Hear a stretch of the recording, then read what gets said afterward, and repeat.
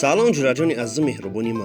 سال 2010 یا اینکه 11 من یک فیلم تصویری خود را ساخته بودم و خودی حاضر برایت نقل میکنم که چی فیلم تصویری بود و چگونه مشهوری تاجیکستان گردید. خوش که باشد من یک استودنت سمکم پری رسم تیپوگرافیا با تیپوگرافیا میگشتم تا اینکه جای کاریام و پدرم پول نگم و گرسنه نمانم. یکی از دوستان ما در تلویزیون بهارستان کار میکرد و ما با او گفتم من میخوام مثل شما در تلویزیون بهارستان کار کنم. بهترین شما میتونین یک بار با کارمندان تلویزیون بهارستان همین رسما نشان دهین؟ البته چرا نه؟ از من یک چند مدت گذشت یگان خط و خبر نشد. من هم از آن دختر چیزی نپرسیدم. یک روز درسیم شتگی بودم که زنگ تلفن شد. الو حسین در کجایی؟ درس ده؟ اومدم میتونی معلمت را انتظارای. کدام معلمه در پیش مای؟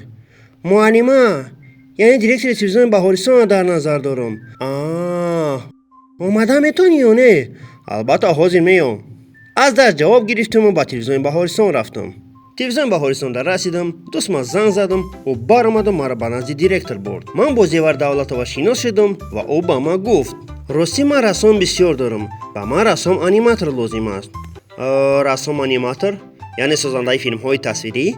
بله. میبخشید معلم من فیلم‌های تصویری ساختن نمیتونم. تو میتوانی. اما باوری دارم که تو از عهده‌اش میبرایی.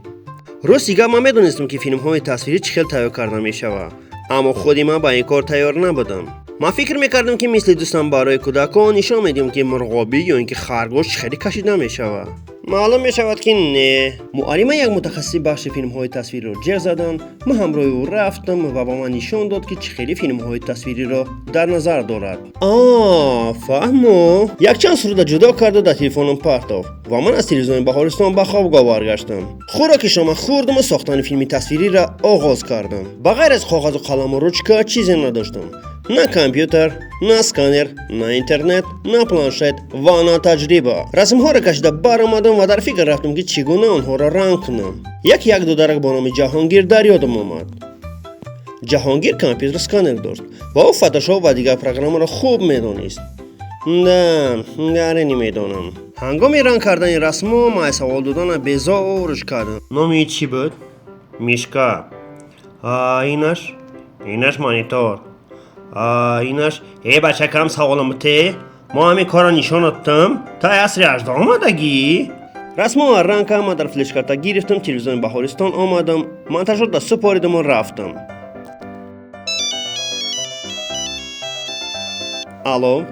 الو حسین مولتی که تایید کرده که در تلویزیون بهارستان نشان دادیسن. سریوز نه؟ من همه کارم پرتافتم و دوان تلویزیون بهارستان رفتم.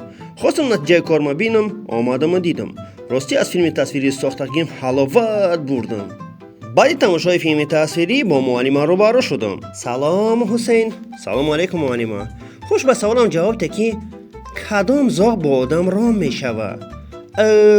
زاغ خانگی؟ چرا در نظر دارین؟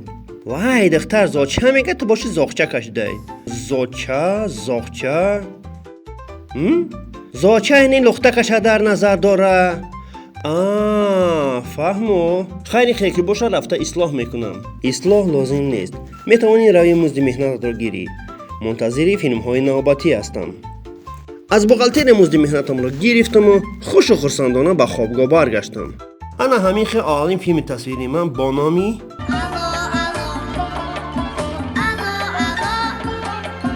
الو من ایجاد کردم و او به نهایت مشهور شد. من خود شاهد آن بودم که چگونه کودکان گیر تلویزیون جمع می شدند و این فیلم های تصویری را با ذوق تماشا می کردند. بعد این فیلم تصویری من ایجاد کردم. این فیلم تصویری را